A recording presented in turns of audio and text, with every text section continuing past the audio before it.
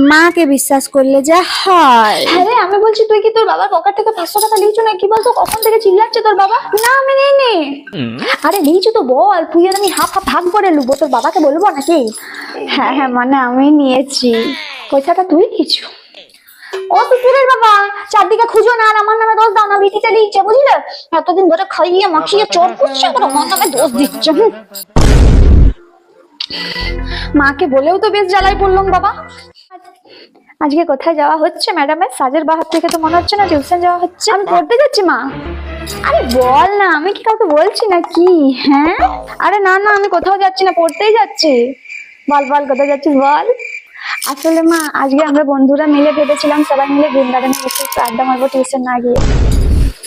ও শ্বশুরের বাবা, তোমার বেটিকে দেখো টিউশনের নাম করে পার্কে ঘুরতে যাচ্ছে, পয়সাগুলো ওর পিছনে ঢলা ছাড় হচ্ছে, বিয়ে দিয়ে দাও, বিটির বিয়ে দিয়ে দাও, ঘরে পুষে কোনো লাভ নাই।